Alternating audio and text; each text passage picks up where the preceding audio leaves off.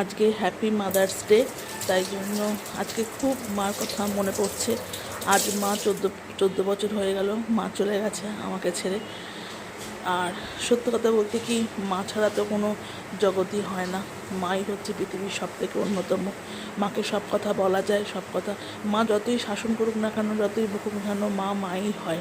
আর যখন চলে যায় না, তখন আমরা মায়ের অভাবটা বুঝতে পারি। মা যখন জীবিত থাকে তখন আমরা সেই অভাবটা বুঝতে পারি না। তো আজকে খুব মায়ের অভাবটা সত্যি খুব মনে হচ্ছে। আজকে মা পাশে থাকলে হয়তো খুব ভালো হতো। আমরা হয়তো পরিবারের সাথে সুখে দুঃখে দিন কাটাচ্ছি ঠিকই, কিন্তু মা পাশে থাকলে মনে হয় আরও ভালো হতো। তো যাই হোক, আর কি বলবো, মা তো চলে গেছে, আর তো কিছু বলার নেই। সব ছেলে মেয়েদের আজকে সকল মায়েদের উদ্দেশ্যে আমি প্রণাম জানালাম। সব মায়েরা যেখানে থাকুক যেন ভালো থাকে, তাদের আত্মার চিরশান্তি যেন কামনা করি। তো যাই হোক, টেবিলের দিকে না আমার লাইটটা কমে গেছে, যার জন্য আর কি ভালো লাইটটা দেখা যাচ্ছে না। আর এই বেসিনটাও পরিষ্কার করলাম, টেবিলও পরিষ্কার করলাম ভালোভাবে। আর আজকে মনটাও ভীষণ খারাপ লাগছে। আর মা বাবা তো চিরকাল থাকে না, কারোরই বাবা মা চিরকাল থাকে না।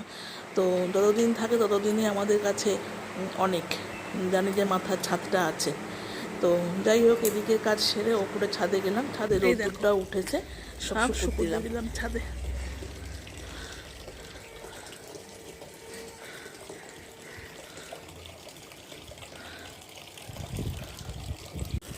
জামা কাপড় সব শুকুর দিয়ে দিলাম ছাদে এসে। রোদ্দুরটা উঠেছে, ভালো হয়েছে। আর ছাদে সব শুকুর দিয়ে দিয়েছি। ম্যাগি খাবো, তাই ম্যাগি বানানোর প্রস্তুতি চলছে। সমস্ত কেটে কুটে ম্যাগিগুলো একটা জায়গায় রাখছি, তারপরে ম্যাগিটা করে নেবো। সেই জন্য আর কি সমস্ত প্রস্তুত করছি। গুড মর্নিং বন্ধুরা, আশা করি তোমরা ভালো আছো, আমিও ভালো আছি। যাই হোক, রোদটা উঠেছে, তো সব কাচাকুচি তো রোদই করতাম। তো বৃষ্টির মধ্যে এখানে সেখানে ওখানে সব শুকুর দিতে হতো। তো যে তারপরে এখন এখানে সব রোদ্দুরে সব শুকুর দিয়ে এলাম ছাদে গিয়ে। তো একদিকে ভালো হয়েছে, একটু রোদ্দুরটা ভালো না, আবার কোনো বৃষ্টিটা হয়, কারণ আবার গরম পড়ে গেলে আবার খুব কষ্ট। তো সেই জন্য আর কি, আর বৃষ্টিটা হলেই ভালো হয়। তো এই দেখো, এখন আমি জলখাবার খাচ্ছি, ম্যাগি। তো ম্যাগি খাচ্ছি, ম্যাগি করেছে। তো ম্যাগি তোমাদের ব্রেকফাস্ট করতে করতে, আজকে আর চায়ের সাথে তোমাদের গুড মর্নিং দিইনি, আজকে ব্রেকফাস্ট করতে করতে তোমাদের গুড মর্নিংটা দিয়ে দিলাম। তো এবার দেখতে থাকো আমি কী করি না করি, সারাদিনে আমার কাজকর্ম দেখতে থাকো, ঠিক আছে? রাখছি।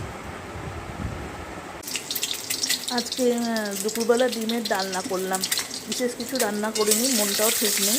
তো আজকে ভীষণই মন খারাপ লাগছে, তাই জন্য বিশেষ কিছু রান্না করিনি। ডিমগুলো ভেজে নিচ্ছি। আজকে ভাবছি ডিমের ডালনা করব, সেই জন্য ডিমগুলো ভাজলাম। তো আর ডালও করব। তো সেই বিশেষ কিছু আজকে করার ইচ্ছা নেই। তো যাই হোক, যেভাবেই হোক রান্না তো করতেই হবে। তো এবার ওই আলু, পেঁয়াজ, আদা, রসুন সমস্ত দিয়ে কষে নিচ্ছি। তারপরে ফুটে গেলে তারপরে ডিমগুলো দিয়ে দেবো। তো আজকে ওই জন্য আর খুব যে রান্না কিছু করলাম তা কিন্তু নয়।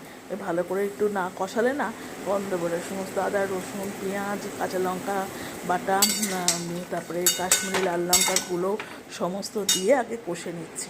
কষে নিয়ে তারপরে ডিমটা ফোটা হয়ে গেলে ভাজা ডিম দুটো দিয়ে দিলাম। তো এইভাবে ডিমের ডালনা করলাম।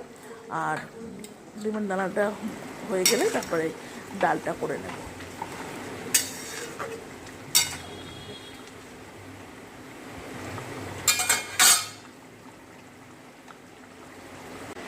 আম দিয়ে টকের ডাল করলাম। আর একটুখানি চিকেন ছিল করে ফ্রিজের মধ্যে, অল্প একটু চিকেন ছিল।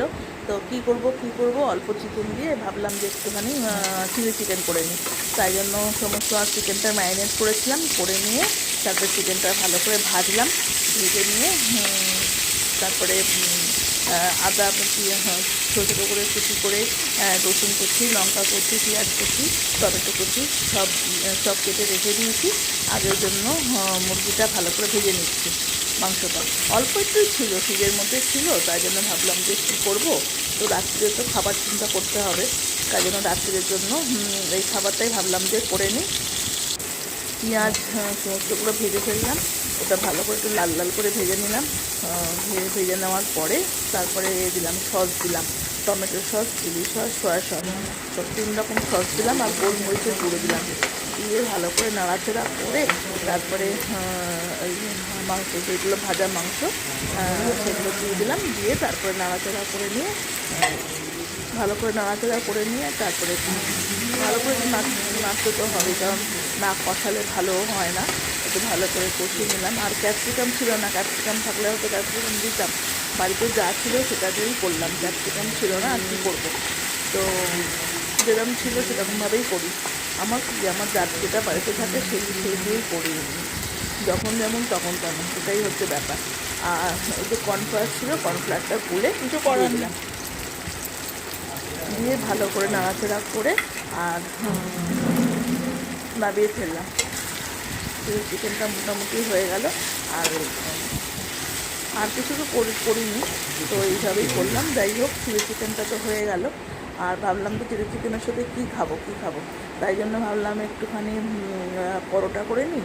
তাহলে একটু পরোটা করলাম, পরোটা আর চিলি চিকেন এই খেলাম শুভরাত্রি বন্ধুরা।